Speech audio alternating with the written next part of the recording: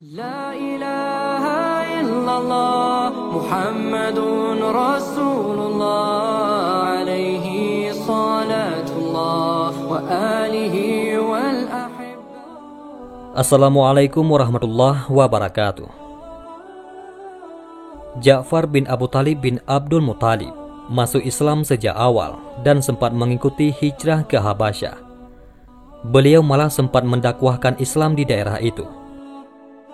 Dalam Perang Mu'tah, beliau diserahi tugas menjadi pemegang bendera Islam. Setelah tangan kanannya terpotong, beliau memegang bendera itu dengan tangan kiri. Namun tangan kirinya juga terpotong, sehingga beliau memegang bendera itu dengan dadanya. Akhirnya, beliau syahid dengan tubuh penuh luka dan sayatan pedang. Di kalangan Bani Abdi Manaf, ada 5 orang yang sangat mirip dengan Rasulullah SAW, sehingga seringkali orang salah menerka. Mereka itu adalah Abu Sufyan bin Harits bin Abdul Muttalib, sepupu sekaligus saudara sesusuan beliau. Kemudian Qusam ibnu Abbas bin Abdul Muttalib, sepupu Nabi. Sa'ib bin Ubaid bin Abdi Yazin bin Hashim. Kemudian Ja'far bin Abu Talib, saudara Ali bin Abu Talib. Dan Hasan bin Ali bin Abu Talib, cucu Rasulullah SAW. Dan Ja'far bin Abu Talib adalah orang yang paling mirip dengan Nabi SAW di antara mereka berlima. Ja'far dan istrinya, yaitu Asma binti Umais, bergabung dalam barisan kaum muslimin sejak dari awal.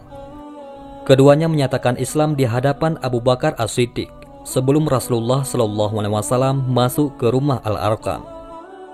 Pasangan suami istri Bani Hashim yang muda belia ini tidak luput pula dari penyiksaan kaum kafir Quraisy, sebagaimana yang diderita kaum muslimin yang pertama-tama masuk Islam. Namun mereka bersabar menerima segala cobaan yang menimpa. Namun yang merisaukan mereka berdua adalah kaum Quraisy membatasi geraknya untuk menegakkan syiar Islam dan melarangnya untuk merasakan kelezatan ibadah. Dikarenakan cobaan yang dirasakan semakin hari semakin berat, Rasulullah SAW kemudian memerintahkan sebagian sahabat untuk pergi mencari suaka ke Habasyah hingga situasi menjadi aman. Sebagai sosok yang pemberani, gagah, dermawan, dan oratur ulung, sebagaimana ditulis Al-Zahabi dalam Syiar A'lam Al-Nubala, Ja'far diangkat Nabi Muhammad SAW sebagai kepala rombongan.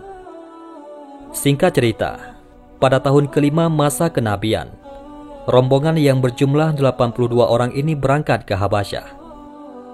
Setibanya di Habasyah, Raja Habasyah yang bernama Najasyi memerintahkan pasukannya untuk membawa rombongan ini ke mahkamah untuk diinterogasi. Dalam kitab Bihar Al-Anwar, dikisahkan bahwa dengan suara yang tegas dan berwibawa, Ja'far bin Abi Talib berkata kepada Raja Najasyi, "Wahai baginda raja, kami dahulu adalah orang-orang yang jahil, penyembah berhala, memutus silaturahmi, buruk kepada tetangga, yang kuat memangsa yang lemah. Sehingga Allah Subhanahu wa Ta'ala mengutus seorang rasul di tengah-tengah kami dari bangsa kami sendiri. Dia mengajak kami agar mengesahkan Allah dan tidak mempersekutukannya dengan apapun. Dia memerintahkan kami agar berkata jujur, menunaikan amanah, memelihara silaturahmi, berbuat baik kepada tetangga, dan menahan diri dari perbuatan tercela.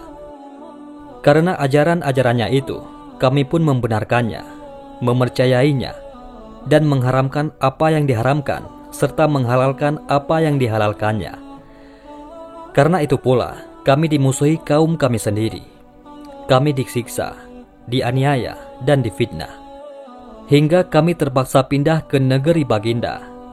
Kami memilih Baginda, bukan yang lain, dan kami berharap agar tidak teraniaya di sisi Baginda." Lanjut Ja'far menjelaskan.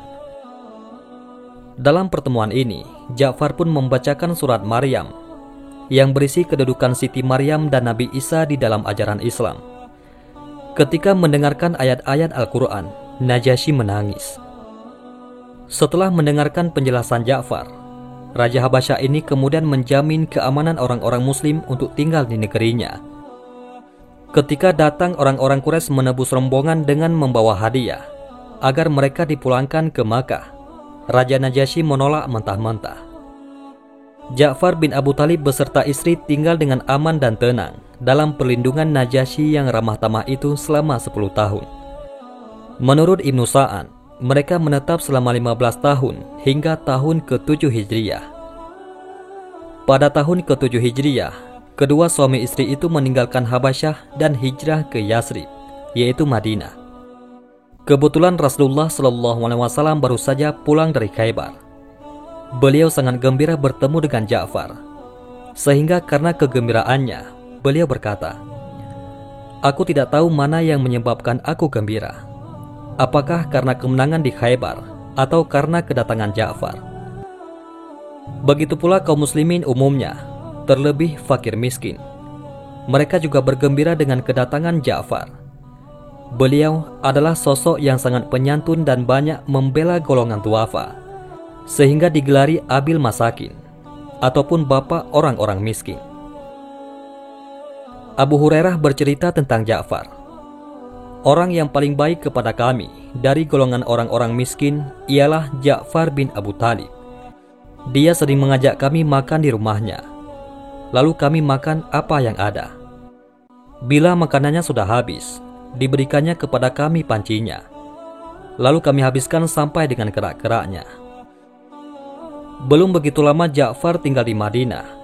Pada awal tahun ke-8 Hijriah, Rasulullah SAW menyiapkan pasukan tentara untuk memerangi tentara Romawi di Mu'tah.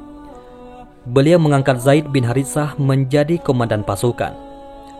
Rasulullah berpesan, jika Zaid tewas atau cedera, komandan digantikan Ja'far bin Abi Thalib. Seandainya Ja'far tewas atau cedera pula, dia digantikan Abdullah bin Rawahah. Dan apabila Abdullah bin Rawahah cedera atau gugur pula, hendaklah kaum muslimin memilih pemimpin atau komandan di antara mereka.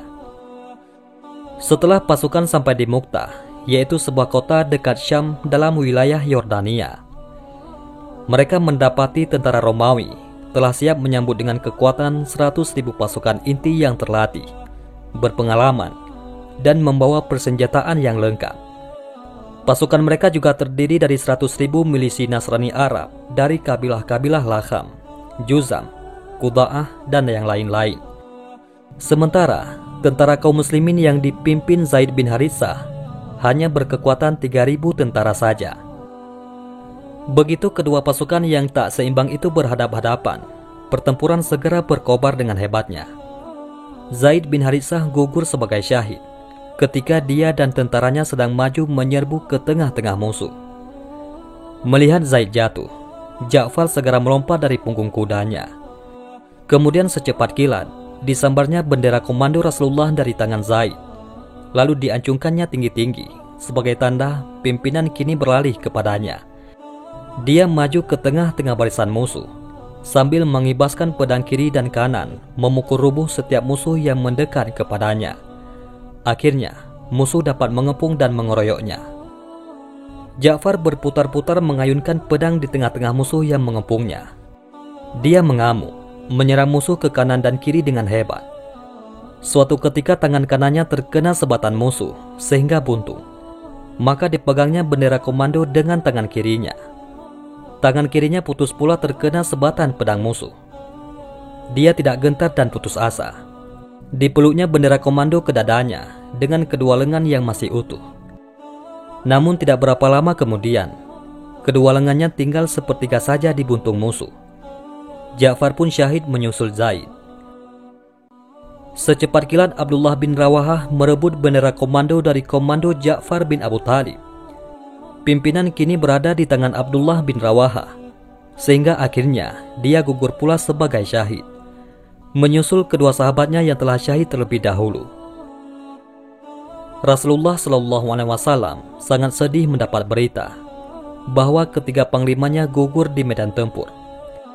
Beliau pergi ke rumah Ja'far. Didapatinya Asma, yaitu istri Ja'far, sedang bersiap-siap menunggu kedatangan suaminya.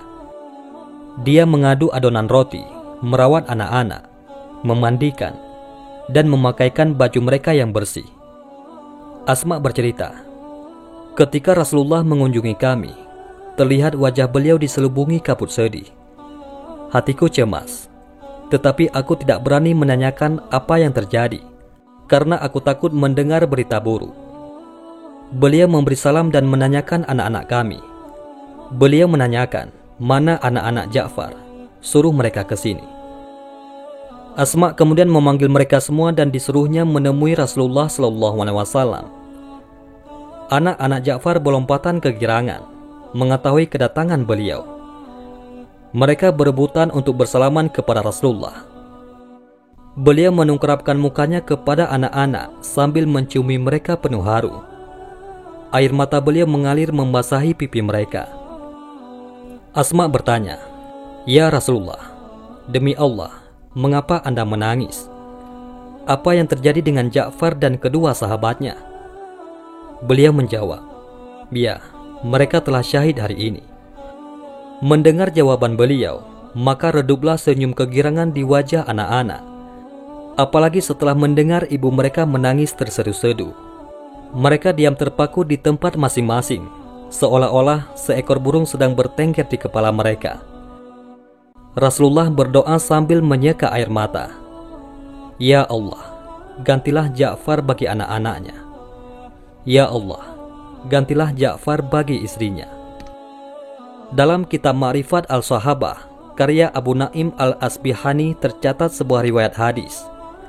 Dari Ibnu Abbas, ia berkata, tatkala datang berita duka tentang Ja'far, Nabi SAW datang kepada Asma binti Umais, yaitu istri Ja'far, dan berkata kepadanya, "Sungguh Jibril mengabarkan kepadaku bahwasanya Ja'far adalah syahid di hadapan Allah Subhanahu wa Ta'ala. Ja'far diberikan 2 sayap untuk terbang bersama malaikat di surga." Itulah kisah perjuangan para sahabat untuk menegakkan agama Allah di muka bumi ini. Mudah-mudahan akhlak para sahabat Rasulullah menjadi contoh teladan bagi kita semua. Amin ya rabbal alamin. Mudah-mudahan ini semua bermanfaat. Assalamualaikum warahmatullahi wabarakatuh.